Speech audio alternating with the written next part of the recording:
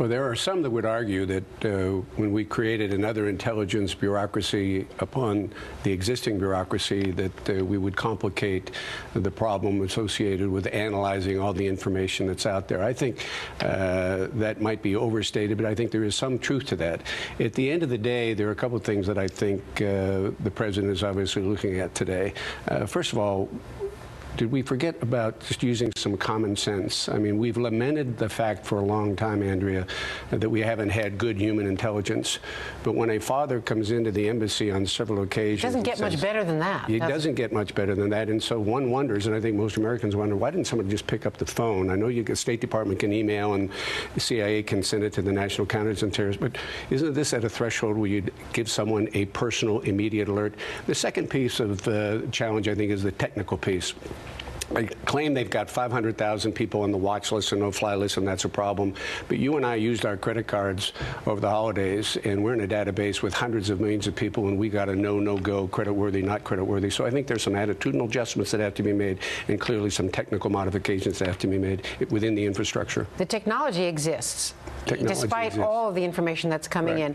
Presumably, when you've got a partial name and a warning that is picked up by the National Security Agency in August, that the Yemenis in Yemen, Al-Qaeda in Yemen is training a Nigerian, and a Nigerian father comes in November with the rest of the name, that's enough data to put together when it all is flowing. It was shared with the Counterterrorist Center. I think if it was September 12th, 2001, the day after 9/11, people would have been hitting the send button and people would have paid a lot more attention to it. I'm afraid over the past 7 or 8 years, we're not quite as tuned in. There's not quite that sense of urgency. And at the end of the day, what they probably need is also a knowledge management tool. You've got all this information into the NCTC, and I'm sure that one of the National Counterterrorism Center, I'm sure one of the things the president is saying to the group today, what are the thresholds? What are the responsibilities? How soon do we get it there? Who's going to look at it? And I think one of the biggest things the president could do to this whole group today is rekindle in them the sense of it's better to be overprepared than underprepared. Err on the side of protecting America. I know it's tough to do, but this will require the president to help fundamentally change some attitudes, because I do think that we don't have that sense of urgency, and we still don't have people inclined to hit the send button. It's still siloed, still a need to know versus a need to share. And I said this before. I know Secretary Napolitano regrets the statement she made, but at the end of the day, Homeland Security and TSA can only operate on information they have in their presence, and they didn't have it in front of them.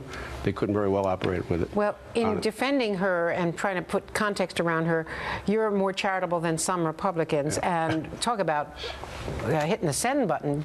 Vice President Dick Cheney talking to Politico last week saying President Obama is trying to pretend we are not at war, and when President Obama pretends we aren't, it makes us less safe. Do you think that President Obama do you agree with Dick Cheney that President Obama is trying to pretend that we're not at war? Well, first of all, there are only 2 people in town that have sat in the chair that Secretary Napolitano and I've sat in, that Secretary Chertoff and yours truly, and we also know that she can only operate on information she get, and she didn't get the information.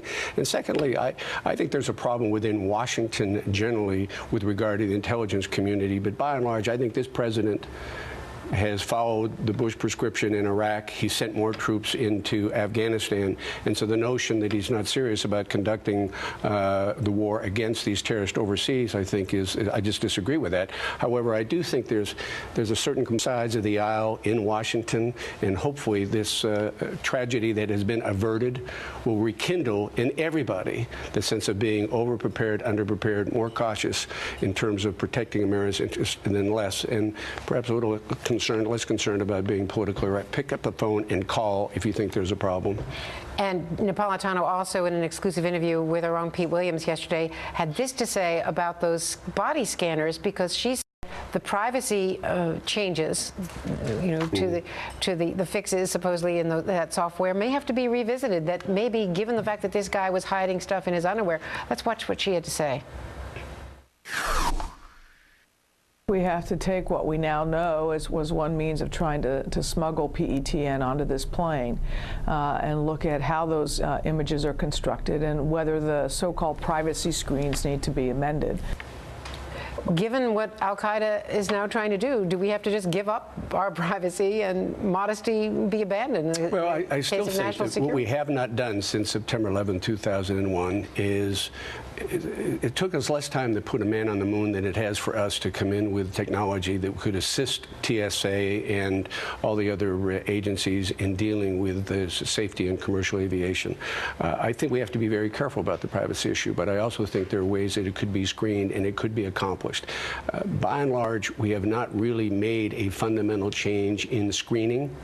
From a technological point of view, it's out there, but because we haven't had that sense of urgency. And I don't think that there are too many Americans that would object to a next level of screening, even if potentially a full body scan. There are ways we could do it without intruding on the privacy, and I think that's where the private sector can step up and help us a great deal. And the latest reporting on another subject about yet another person, a third person getting into the state dinner, apparently didn't attend the dinner itself, left beforehand, but according to at least some sources, this man, Carlos Allen, was inside the White House, having gotten in with the Indian delegation. Are we just going to be accepting gate crashers into the White House? This seems to me, and I've watched a lot of White Houses, I've never heard of anything like this ever happening before. I don't know I've heard the story about the third person. Clearly, what the initial couple did was unconscionable. How they managed to get through that screening, whether somebody was bending over backwards to be overly polite. But the bottom line is that at the end of the day, we need to get back to a September 12th mindset, not to be breathless about it, September 12, 2001, but to understand that those who oppose us, these terrorists, operate from an entirely different calendar. They're far more patient. They've proven to be very resilient. And we just have to maintain a basic focus, an elementary focus on making sure that all the intelligence gathered, and when we see an alarm, and it seems to me that one of the most significant alarms we've seen in a long time is a father visiting an embassy saying, I think we've got a real problem out there, and nobody acting upon it immediately. Better to act on the side of being overly prepared than underprepared. Zero tolerance and protect the president at all costs, as well as the homeland. Well, I think under the very unique circumstances here, very, very unique circumstances here, and no one seemed to be alarmed. And it's really, again, as we lament the absence of human intelligence, and we have this kind of situation, it's pretty difficult to say that somebody didn't fail to do their job. Secretary Ridge, thank you very much. Thanks, pleasure. Thanks, good to see you again.